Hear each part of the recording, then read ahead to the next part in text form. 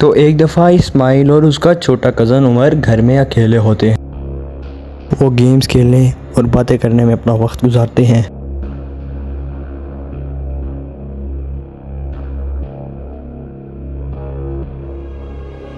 वो कुछ देर बातें करते हैं और बाकी वक्त कैसे गुजारना है उसका प्लान करते हैं।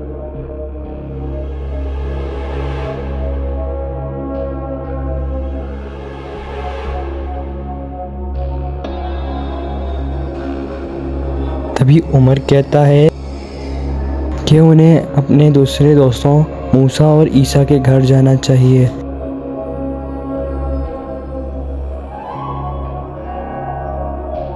इस्माइल भी उसकी बात मान जाता है और कहता है हाँ, हमें वहीं चलना चाहिए, वहाँ हम अच्छा वक्त गुजार पाएंगे।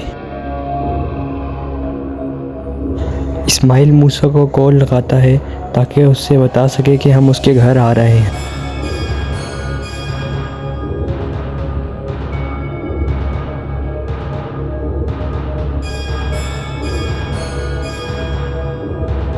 उसका दोस्त मूसा फ़ोन उठाता है और उसे बताता है कि वो जल्दी पहुंचे क्योंकि वहाँ से रात के वक्त बहुत सारे लोग गायब होते हैं। मूसा का भाई ईसा जो नवाब बनकर बैठा था कहता है कि वो शॉर्टकट मत ले, कि वहाँ पर एक पागल बुढ़िया रहती है जो बेड से मार मार कर हाल बुरा कर देती है। इस्माइल नज़रअंदाज करते हुए उसी शॉर्टकट से जाता है।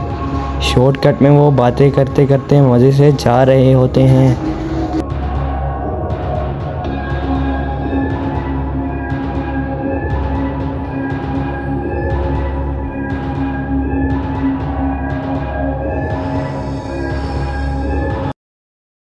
भी उनके सामने कुछ ऐसा आता है जिसे देखकर उनके बाइक का बैलेंस आउट हो जाता है।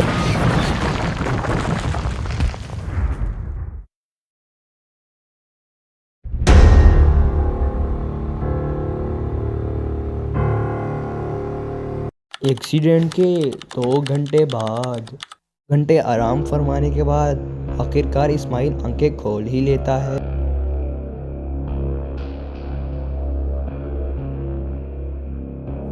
लेकिन आसपास उसको उमर का कोई नामो निशान नहीं मिलता और ना ही वो लंबा आदमी।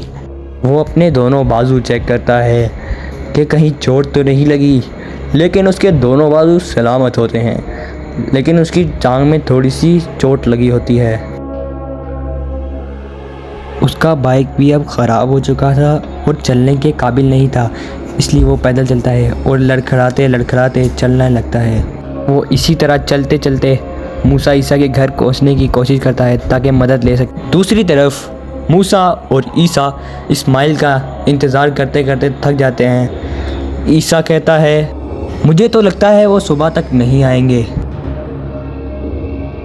आखिरकार इस्माइल उनके घर पहुंच जाता है, लेकिन वो ज़ख्मी होता है। वो उन्हें सारी बात बताता है। मूसा कहता है मज़ा तो आ गया होगा तुम्हें, मैंने तुम्हें मना नहीं किया था। ये लड़ने का टाइम नहीं, उमर की मदद करने के बारे में सोचना चाहिए। तभी इस्माइल कहता है कि अब आए ना लाइन पे। वो प्लानिंग करते हैं कि उस गृहिणी और सिलेंडर मैन से कैसे निपटना है।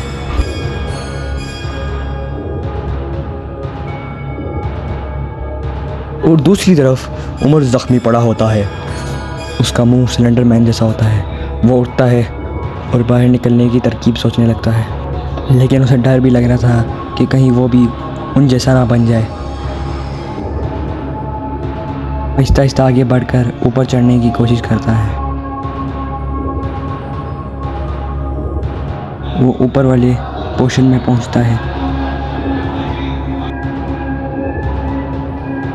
लेकिन ऊपर जाके उसे पता नहीं था कि आगे कौन सी मुसीबत उसका इंतज़ार कर रही है।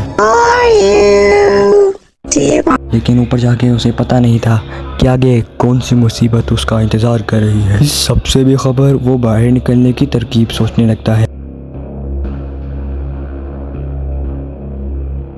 तभी गृहिणी उसके सामने आ जाती है। Do you want to play hide and seek?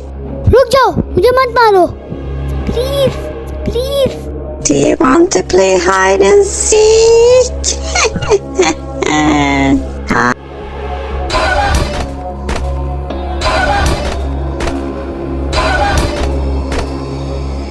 डंडे से मार मार कर उमर का हाल बुरा कर देती है।